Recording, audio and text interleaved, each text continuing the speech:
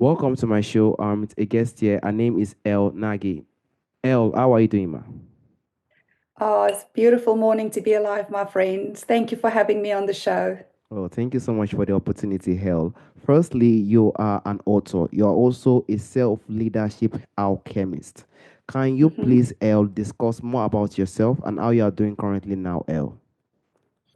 About myself, oh goodness, I'm just a little old lady sitting on the other side of the globe, having experienced so much in life, and taking the time to explore what life was all about. Taking the time to explore why I had certain experiences in life and how I can use that to empower myself and then share the message to help other people to reclaim their own power and to rise and to live a life that they intentionally create and a life that they truly love, a life that they are really proud of, and a life that feels rich in Mhm. every possible way. Yes, probably not a life of fear and anxiety, a life that makes someone free to do or say whatever he or she wants to say. It's a very beautiful one. Thank you so much, Elle. And I would also like to dive to your book, Elle. Can you please discuss more on your book, Elle, which is you have three books according to what I said: Mastering Self Leadership, which was the one you sent, Life in the Thrive Lane, and the Yes. little book of Big Principle for Greatness. Can you please, Elle, discuss more on those books? And are you planning to write more book in the coming future, Elle? I am indeed. So it was interesting. The Life in the Thrive Lane was written many, many years ago, after I had completed Ironman. And it was a book in which I wanted to take people through my journey of Ironman. And more importantly, how every step of the way I was told by experts I can't do it, and proving everybody wrong. So my message in Life in the Thrive Lane is that we can truly accomplish, live in a way that stems from our inherent belief in ourselves. And that whatever we know is true for us, whether it's true for the rest of humanity or not, is irrelevant. We can create through self belief, which really led me on this incredible journey of understanding that, it's not just about the goals. And as a professional coach, I was trained and worked for many, many years in helping people to set their SMART goals and achieve them. But the pattern that I started seeing, Timmy, is that goal setting becomes like a whack-a-mole. Like we set a goal in a certain area and we achieve it, but everything else goes to the wayside. And then a problem arises in another life area. So then we set a goal around that one, but it's so one-dimensional. And because we only bring our focus to one aspect of life, the other aspects always seem to suffer. So, the little book of big principles for greatness is to help people to take a holistic view of their lives and to understand that it all comes down to our identity.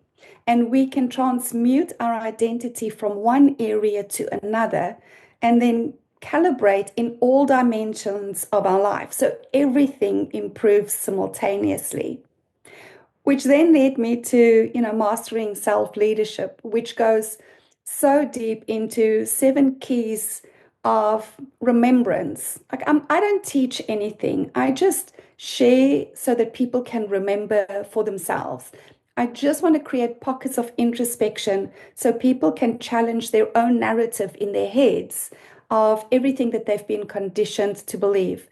So in self leadership, I go into energetics, masculine and feminine energetics, understanding that we are a dominantly masculine energetically society at the moment, which is why we are setting goals and making plans and taking massive amounts of actions. It's about proving our worth. It's about going on the hero's journey. All of these things are masculine. Show me the evidence, Al. Show me where else it's being done. But this is a time in life where we remember and reharmonize the feminine energy, allowing ourselves to remember who we are, claiming our self worth, being willing to be curious and experiment with life and create evidence for something that wasn't created before, allowing ourselves to receive, allowing ourselves to be playful again, nourishing ourselves. So it's about reharmonizing the masculine and the feminine, reclaiming our past, our history for ourselves. I take people on the historian's journey so that they can go and see what's happened in their lives. And instead of thinking that anything defined them, realize it was just an event that occurred and they get to define themselves. So that whole book is a journey inwards to help people to remember, to help them to reclaim, to help them to recalibrate to who and what they truly are, so that they can feel self-empowered and they can then stand in that belief so that other people can self-empower themselves. Hmm. And I am currently busy with research for my next book, which is preliminary, called The Ironclad Executive.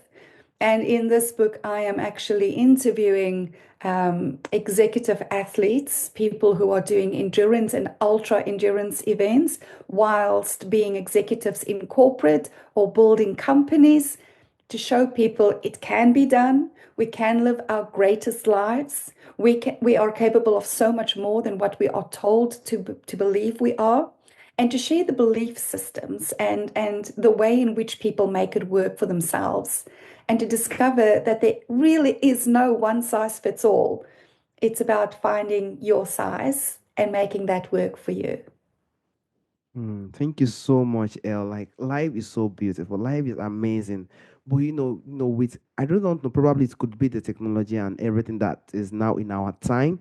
A lot of pressures we just put on ourselves and giving it time to just discover oneself, giving it time to just see oneself as one of the best. It's really, really helps. It could give the person the right direction, the right flow, and the truth part of life. This life is very simple. There are just some things one just needs to understand, but if we give that body the opportunity to do that, it will definitely present and also give better results. So thank you so much for those books you've written. It's more of a self-help one. And thank you so much for the opportunity again, Earl. And I also like to dive to the point of emotional resilience and emotional health.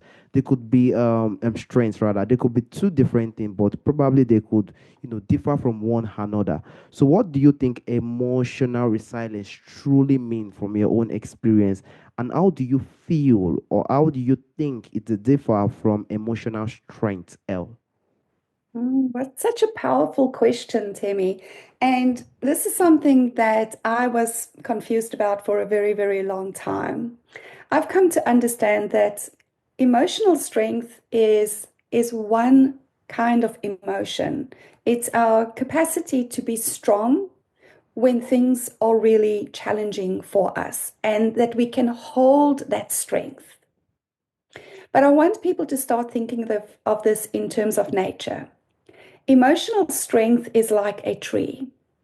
It is beautiful and it is brilliant and it stands strong. But when there is powerful winds, the challenges of life, there is a point in which that strength will break. So it has a certain capacity, and everybody has a certain capacity, but there's always a breaking point in strength. Emotional resilience is more like a bamboo. It sways in the wind.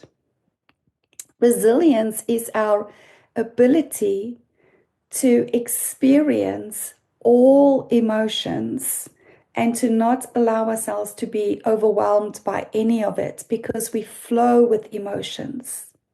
We have the capacity for great sadness and we have the capacity for great joy.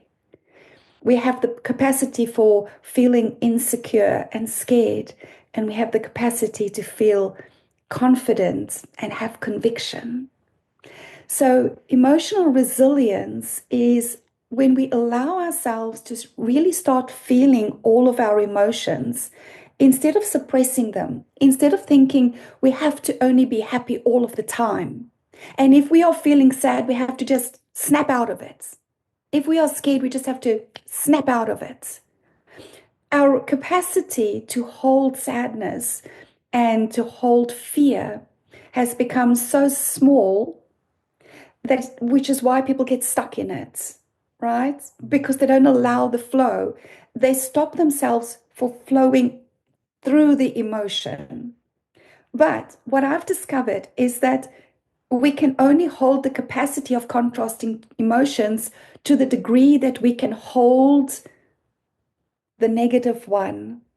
So if you are only able to hold small amount of fear in your body, and then you feel like you have to get out of it, you can only hold a small amount of confidence in your body. If you could only hold a small amount of sadness because, oh my goodness, I can't be here, it's going to kill me, I have to get happy, but you can then only to that degree hold joy. So emotional resilience is allowing ourselves that when we feel sad, we feel sad.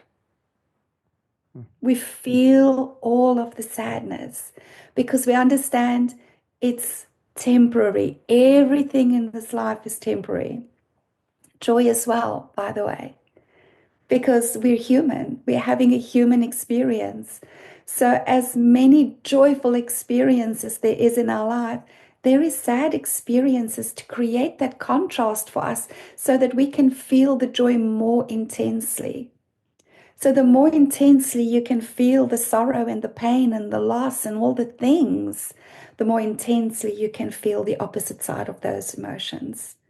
So emotional resilience is when we start allowing ourselves to feel again all the things, to move and flow through the emotions like a bamboo in the wind.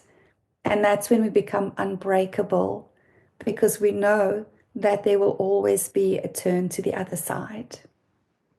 Honestly speaking, that shows that emotion is very, very powerful. I have to be honest with you now because what you just said, many people will find it really difficult because when emotions come, probably it's sadness, it gets hold there, it just pause there. Then that starts to cause some points someone get to a point of trauma, anxiety, because it is still there. So getting to a Yeah. point whereby someone have that type of free flow, I am sad, then accepting it, letting it go away. It is temporary. And understanding that those things are temporary. It can't be there for like, but it's until when we give it a pause. That is when it sticks and cause a lot of damage with time. Honestly speaking, well, it is a very, very powerful one, but having that space to just give it the opportunity to just go and calm it down will definitely help. And that makes someone unbreakable. Honestly speaking, there is nothing one can tell one person that will really hurt the person because the person will know how to make it go and stay stronger. So that is a very, very powerful insight. Thank you so much, Elle. And I also like Yeah. to dive to some powerful, you've said some things, having this type of ways. Do you feel like there are also some powerful non-traditional method for also building this emotional resilience, Ella? Absolutely. And I will share from my own personal experience because I think it's really easy to listen to somebody like me and go, oh my goodness, well, you don't know what you're talking about. You just learn this stuff and then you teach it. So I want to take people back to about, oh my goodness, probably 25 years ago now.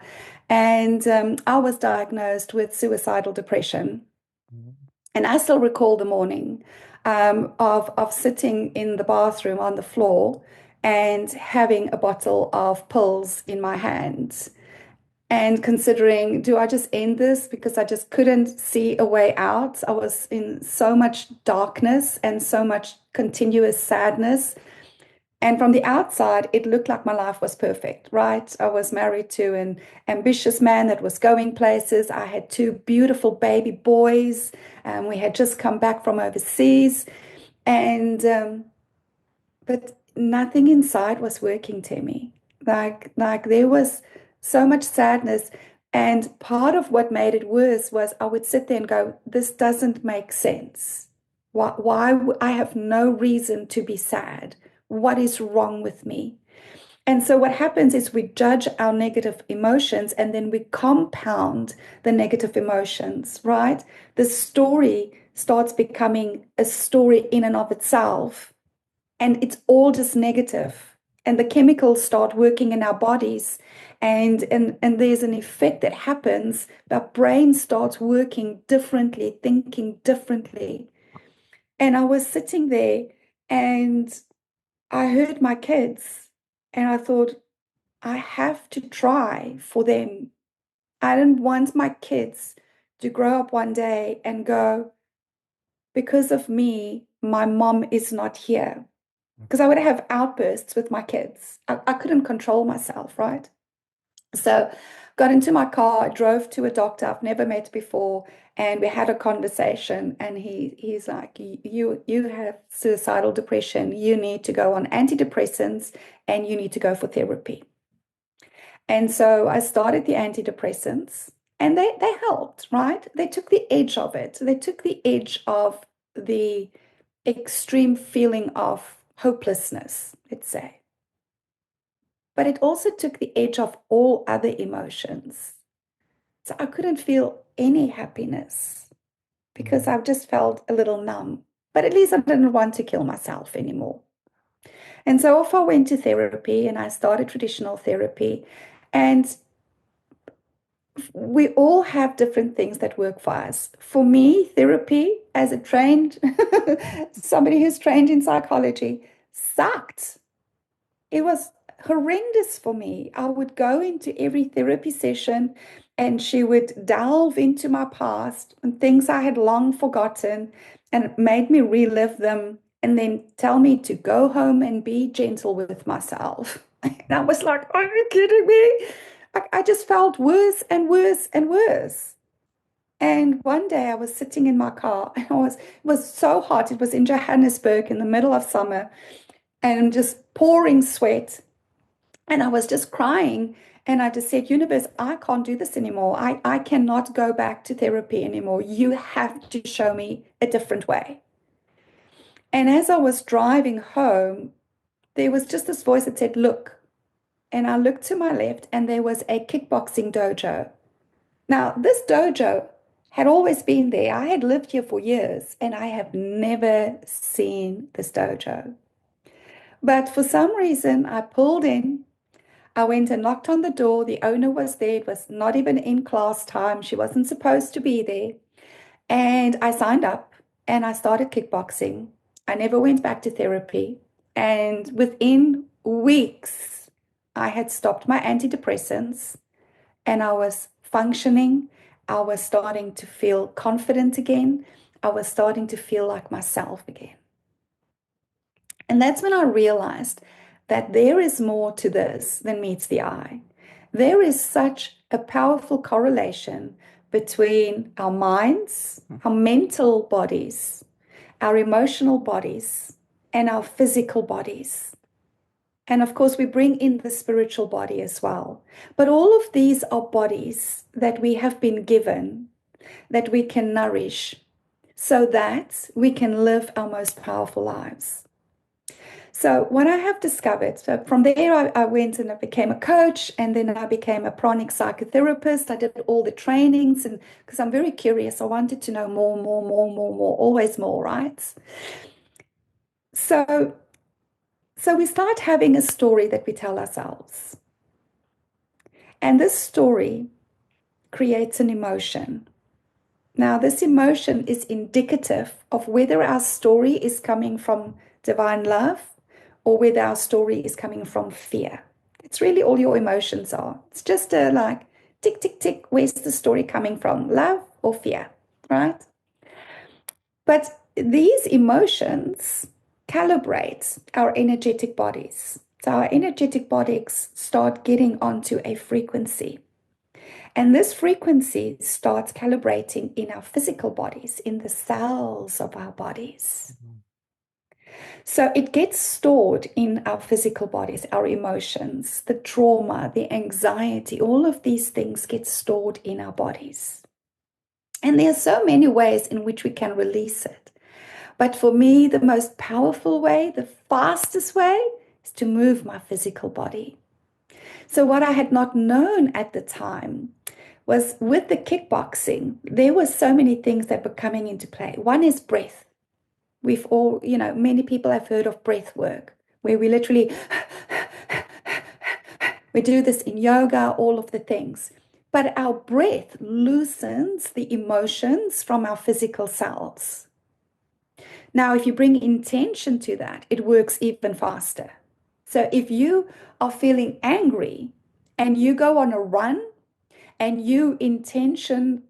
set the intention that as I run, I am going to expel negative emotion. This anger needs to leave my body. I give this permission to leave my body. By the end of the run, your anger is gone. And it's not sitting in your physical body creating trauma. So it was the breathing. It was I would be so focused on that bag, and whatever I was angry about, I would punch on the bag.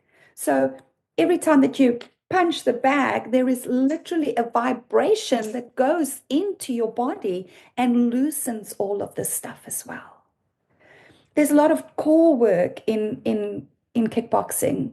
So your core is your solar plexus, which is the domain of your self-confidence. It's the seat of your identity.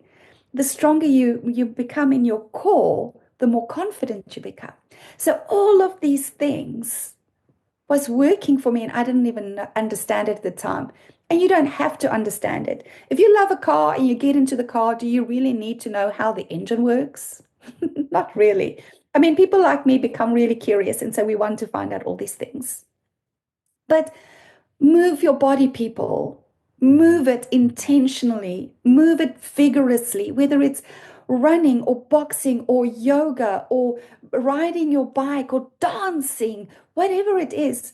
Why do we think African dance is so powerful? You watch somebody dancing to those drums, you get goosebumps, man.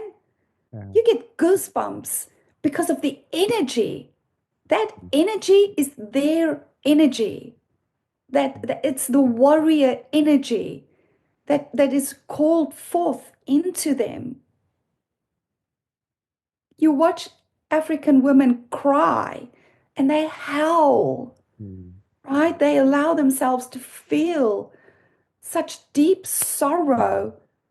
But instead of holding it in like we have been taught in Western society to be all prim and proper, they move it through their bodies with their tears, with their voices, with the shaking. That shaking as they cry is actually releasing the emotion to let it through in a healthy, healthy way. See, everything was so perfectly designed, Temi. But the more prim and proper we become, the more we suppress who we are, how we feel, the more depressed we become. And that's what I came to realize. Depression is suppression of self. Oh. So as we reclaim ourselves, as we reclaim our voices, as we reclaim our bodies, as we reclaim our movements, Mm. as we start expressing, fully expressing ourselves, there is no depression. And maybe your first expression needs to be being really prissy and angry, and that's okay. But what I would recommend is find a healthy way to express that anger. For me, it was kickboxing. Because when people don't find a healthy way, what they do is they just use their voices in anger, right? They just want to, but Mm. they hurt in the process. And the voice can't be taken back. A bag, that just absorbs my anger and just releases it. Honestly speaking, as in, I just continue to believe that this body we have, it is a machine. Like it's just like a machine. But the issue is we're not taught how we are going to use it, and that thing is causing serious issues. And it points of anxiety, trauma, even suicide, as you said. It's really, really powerful. Honestly speaking, because this every single thing, as in the what you said now, just make me feel like every single thing starts with that mind, that emotion. When that emotion is gotten, it flows. probably to the brain, then to the body, then damage a lot of things. It could turn someone to someone that we just feel one way or the other and get to the point of trauma, depression, and if someone is not caretaking, will get to that point of suicide. It is not easy. So someone have to work on that emotion. If that emotion is unbreakable, then that person will not have much issue. That person will just definitely know how he or she will definitely know how it will go because speaking slowly and all those things are definitely things that will definitely work. Having unbreakable emotion would definitely be more powerful. Thank you so much, El, and I'm so very happy that you didn't take that action that time. That's why I'm opportune to speak to you today. So thank you so much, and it's so opportunity to speak with you, El. And Miss L, I would like to, normally there's a question I normally ask during the end of the show. You said every single thing I need to, every single person needs to hear from our forefathers. There are a lot of beautiful things that do exist during our forefathers' time that is missing in our time today. If there is anyone or anything you would like to bring back to our time today, L, what do you think that thing will be, L? So, mm, this is probably going to be a little triggering for people to hear, but if there is something that we want to bring back, and some of us are bringing it back, it is the mature masculine and feminine. So, when we look at our forefathers, there was a time to be a child. There was a time to go on the journey and to come back as the man and the woman. And who you are as a man is not the same as who you are as a boy. There is an emotional maturity, there is a sense of responsibility, there is a different way of thinking about life, a different way of experiencing life. We have lost that in our culture, That's that sense of this is when we are boys and this is how we are emotional, mature men.